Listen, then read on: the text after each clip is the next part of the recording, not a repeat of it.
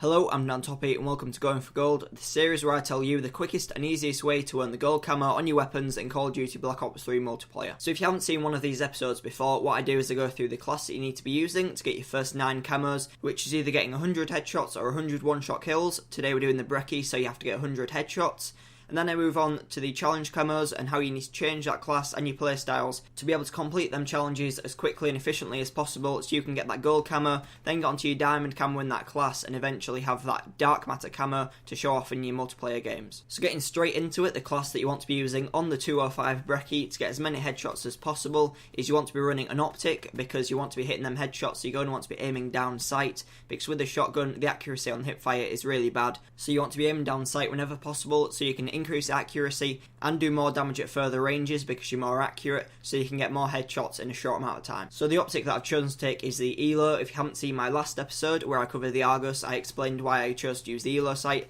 Basically I choose to use this one because you don't have the frame around it, so you can see a lot more of the enemy than you can with the normal red dot sight. So this just means that you can see in a split second whether you're on target or off target and then change your aim so that you're more on target with the enemy, who is more likely using an assault rifle or a submachine gun, which is a lot better gun than you are, so you need to be able to have them reaction times and the ability to change your aim really quickly if you didn't instantly go onto the enemy in your quick scope so that you can get the kill over a more dominant player. Moving on to my attachments, the first attachment I've taken, like I do on all of my shotguns, is the quick draw grip. This just really helps you to get your aim up a lot quicker than you would without it, which again just means that you can match the speeds of the assault rifles and the submachine guns so you can get your gun up before them and hopefully win more gunfights against people who are playing with better guns than you. The second attachment is a laser sight. I've chosen to take this because hip firing is really inaccurate in all the shotguns, but because this is a semi-automatic shotgun, it does mean that you can just spam fire a little bit more than you can with the pump action ones, so you can just start shooting from the hip and then move your laser sight onto the heads to get them headshots even though you are hip firing. And moving on to the final attachment, which again I take on pretty much all of my shotgun setups, and that is a long barrel. And this is because you are using a shotgun and the range is really bad on it,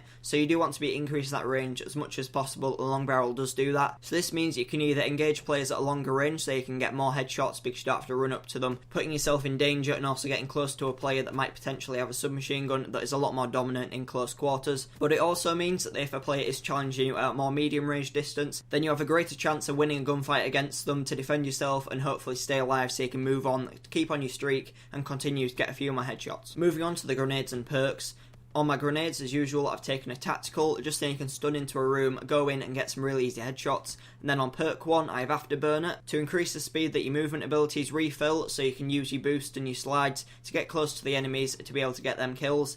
On perk 2, I have Fast Hands, so you can get your aim up a lot quicker, and this goes really well with the quick draw perk, just so you can aim down sight and get that increased accuracy on your kills. And finally, in perk 3, I have Gung Ho, so you can hip fire while sprinting, because you do want to be using that laser sight every now and again, and Gung Ho just allows you to do that on the move without having to stop and slow down your pace of play, so you can keep on playing fast like you should do with a shotgun. So once you have got your 100 headshots with the Brecci with that class that I suggested, you're then going to need to move on to the 5 challenge camos. Like I said at the start, I'm going to go through each challenge individually, telling you how you need to change your playstyle and what you need to do differently in new classes to be able to achieve these the quickest and the easiest way possible. So challenge camo number 1 is called Ardent. For Ardent, you need to get 10 revenge kill medals. This is one of the easier ones, but there's nothing you can really do to be able to earn this any quicker, because revenge kills you just have to die to a player and then go and kill them again in another life, so there's nothing you can really do to earn this. You could purposefully die if you really wanted to, but that isn't going to achieve anything. You are going to die as you're playing, so you're just going to get these as you're going along doing the other challenge camos,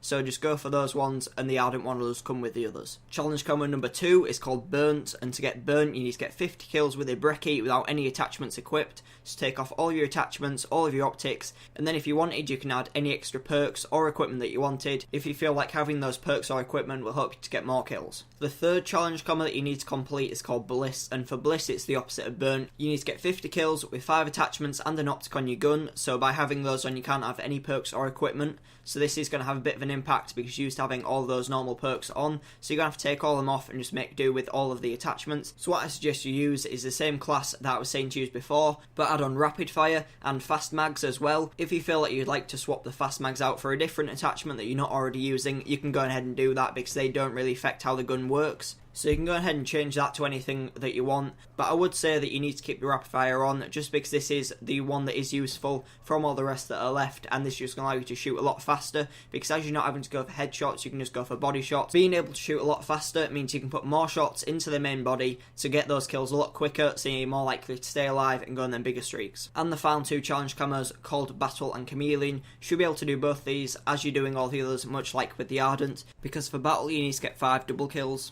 and for the Chameleon you need to get 5 bloodthirsty kills, so go on 5 kill streaks. So these should just come to you as you're doing the others. The Chameleon one you might not get, so you might have to go back to the best class that I said at the start, put that on, and if you're really struggling, just camp on objectives and wait for the enemies to come to you. So that is everything I have to say about the camos specifically. The only thing I have left to say is about the playstyle. I would suggest just playing in hardcore game modes, just because these allow you to get one-shot kills on all the headshots, and also if you aren't going to hit a headshot, then you can just go for the body shot and you will stay alive a lot easier than you would in core. So just play at any speed you want. There's not really any specific speed you need to be playing at, whatever you feel is best for you, and try and play in hardcore domination just because the games are a lot longer than everything else. But that is everything I have to say today on how to get to the gold camo on the Brecci Semi-Automatic Shotgun as quick as possible. But if this video has been useful and you have enjoyed, please make sure you like, comment and subscribe for more Call of Duty Black Ops 3 tips and tutorials, and I'll see you next Tuesday for another Call of Duty Black Ops 3 Going for Gold episode, where I'll be covering the BRM LMG. But thanks for watching, and I'll see you next time.